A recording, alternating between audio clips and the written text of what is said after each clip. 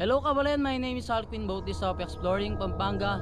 So welcome back to our YouTube channel. For today's video is nandito nga tayo sa Clark Abandon or Clark Undead Abandon Hospital. So medyo nasa bungad pa lang kami. Mamaya papakita ko sa inyo kung anong meron sa loob.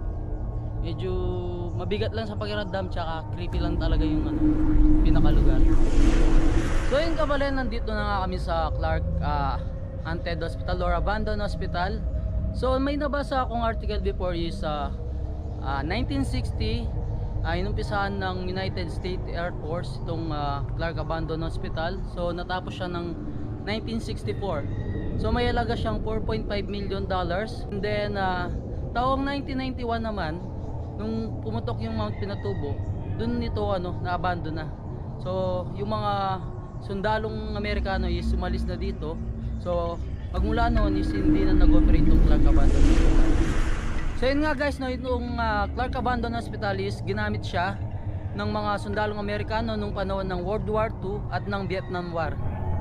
So maraming sundalong Amerikano ang namatay dito, kaya tinatayang maraming mga gumagalang kaluluwa dito.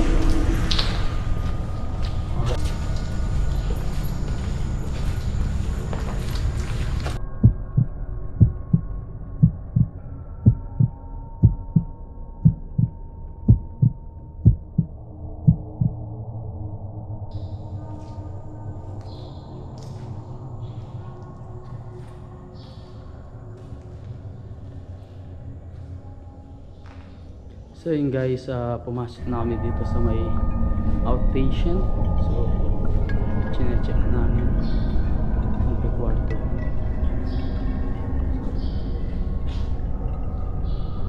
Sobrang dilim, and then medyo mabigat lang sa pakiramdam. So lalabas kami. Kami ang pagdala ng flashlights. So yun guys, kung makikita nyo is marami ng vandalism sa mga kwarto.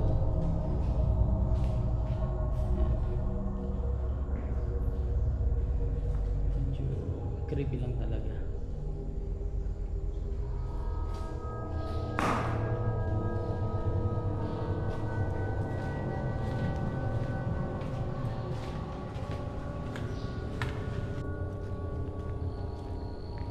So yun nga kabalin is papunta na kami dyan sa Undead Hospital.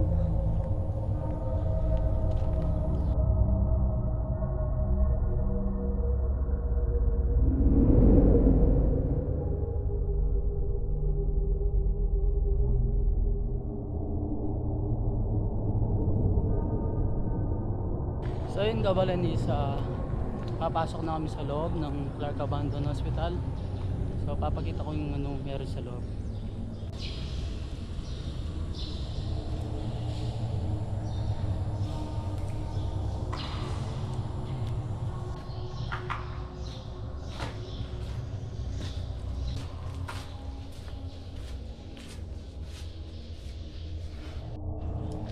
So yun nga kabalin, nandito na nga kami sa loob. Medyo yung pakiramdam ko is mabigat, and then kasama ko nga sa Denmark, ayun siya. So sabi nga niya is medyo mabigat din yung pakiramdam niya.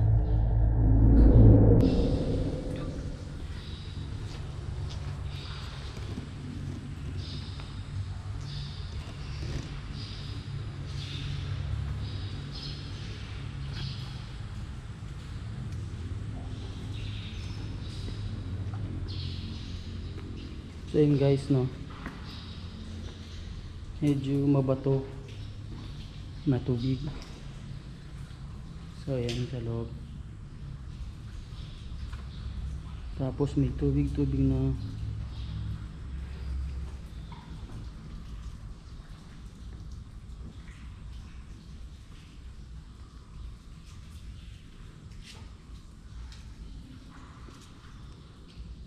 pasensya na hindi kami nakapagdala ng flashlights.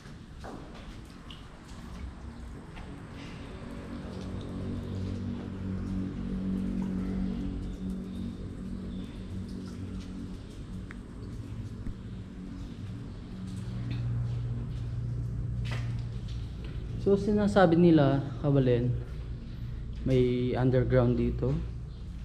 So, hindi namin alam kung saan yun kasi walang guard na nagbabantay. Gusto nga sana naming magpa-guide para sana may libot kami dito.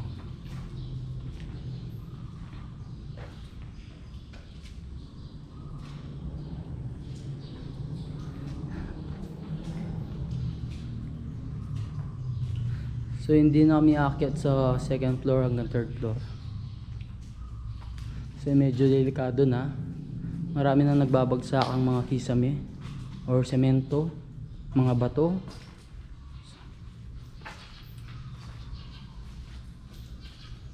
Medyo mabigat lang sa pakiramdam.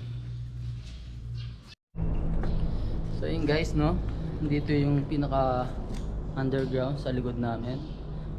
So ayan, papakita ko siya. So dito sobrang dilim na. So dito sa bandang dito, yan, andun yung pinaka underground.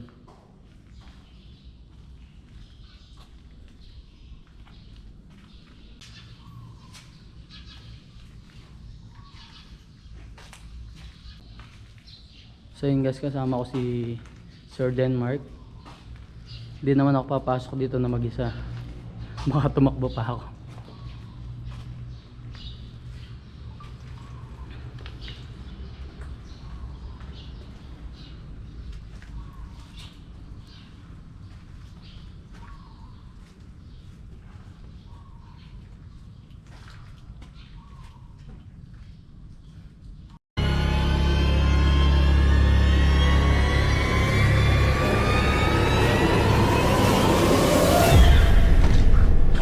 So yun kabalen, no, uwi na kami medyo.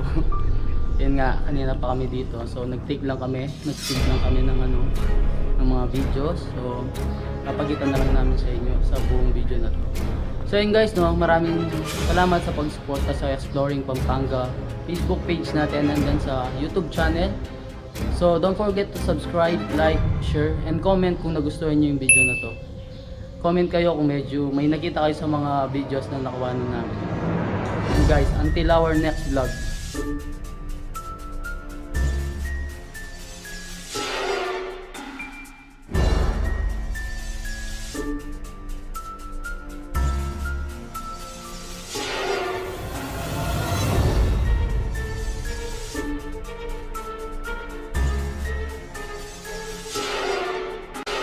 Hi mga kabalen, ako nga pala si Denmark Maronzo at ngayon kasama ko si Sir 𝗷𝗵𝗿𝗍𝗶 at ngayon ay nandito kami sa Tulad Hospital. Don't forget to subscribe Exploring Pampanga.